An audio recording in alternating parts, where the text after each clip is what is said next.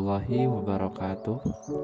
Perkenalkan, kami dari kelompok 9 akan membahas tentang akad atau transaksi dalam Islam.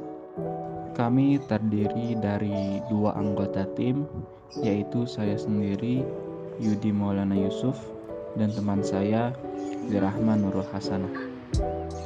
Hari ini kita akan membahas tentang yang pertama pengertian, lalu kedua rukun akad, ketiga syarat akad, keempat kedudukan dan fungsi akad, lalu 5 hukum akad, 6 penyebab tidak terjadinya kabul, dan yang terakhir adalah macam-macam akad. Pengertian akad. Akad berasal dari kata al-aqd yang merupakan bentuk masdar dari kata aqada, dan jamaknya adalah al-uqud yang artinya perjanjian atau yang tercatat atau kontrak. Dari segi umum, segala sesuatu yang dikerjakan oleh seseorang berdasarkan keinginannya sendiri seperti wakaf, talak, pembebasan, dan segala sesuatu yang membentukannya membutuhkan keinginan dua orang seperti jual beli, perwakilan, dan gadai. Yang berikutnya adalah rukun akad. Dalam fikih muamalah dijelaskan bahwa rukun adalah salah satu unsur yang membentuk terjadinya akad. Rukun akad terdiri dari 5 hal. Pertama ada aqid, 2 benda yang menjadi objek akad, 3 tujuan dan pokok akad, 4 ijab, dan yang kelima adalah qabul. Menurut jumhur ulama berpendapat bahwa rukun akad mencakup 3 hal. 1 sigat, 2 pelaku akad, yang ketiga adalah objek akad. Yang berikutnya ada syarat-syarat akad. Yang pertama, para pihak memerlukan syarat hukum yaitu 1 tamyiz dan 2 terbilang pihak. Rukun kedua, pernyataan kehendak para pihak membutuhkan syarat. 1. Adanya persesuaian ijab dan kabul atau kata sepakat. Dan 2. Kesatuan majelis akad. Rukun ketiga, objek akad harus memenuhi 3 syarat. Yang pertama, objek itu dapat diserahkan. 2. Tertentu atau dapat ditentukan. Dan 3. Objek itu dapat ditransaksikan. Rukun keempat, tujuan akad memerlukan 1 syarat, yakni tidak bertentangan dengan syarat.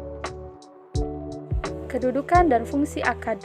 Kedudukan dan fungsi akad adalah sebagai alat paling utama dalam sah atau tidaknya muamalah dan menjadi tujuan akhir dari muamalah. Akad yang menyalahi syariat seperti agar kafir atau akan berzina tidak harus ditepati. Tidak sah akad yang disertai dengan syarat. Akad yang dapat dipengaruhi aib adalah akad-akad yang mengandung unsur pertukaran seperti jual beli atau sewa. Cacat yang karena barang dagangan bisa dikembalikan adalah cacat yang bisa mengurangi harga atau nilai barang dagangan, dan cacat harus ada sebelum jual beli menurut kesepakatan ulama. Akad tidak akan rusak atau batal sebab mati atau gilanya akid kecuali dalam akad pernikahan. Hukum akad. Ada 3 pendapat tentang hukum akad, yaitu 1. Menurut mazhab Zariyah, hukum akad pada asalnya adalah terlarang sampai ada dalil yang melandasi kebolehannya, sehingga akad yang boleh dilakukan adalah akad yang secara nas ada dalilnya. Jika tidak ada, maka akad tersebut terlarang.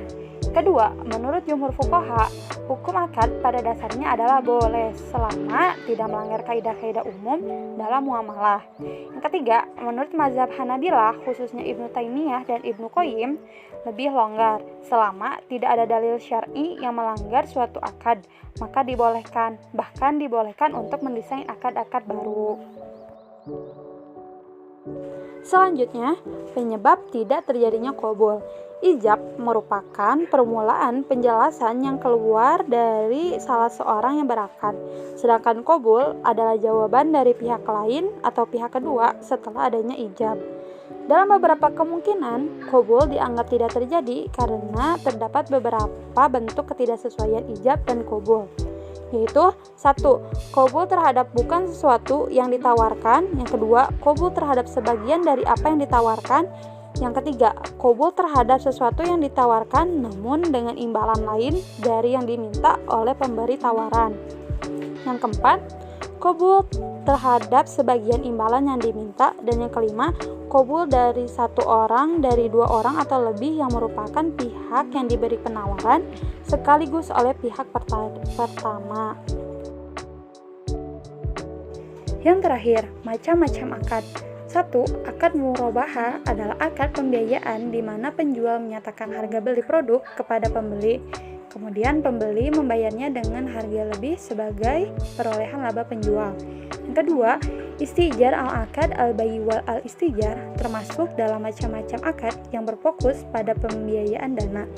Yang ketiga, akad mudharabah adalah jenis akad dalam pembiayaan syariah yang berbentuk kerjasama usaha antara pihak pemilik modal dan pihak pengelola modal. Yang keempat, akad salam termasuk ke dalam macam-macam akad yang sering ditemukan dalam transaksi berbasis syariah di Indonesia.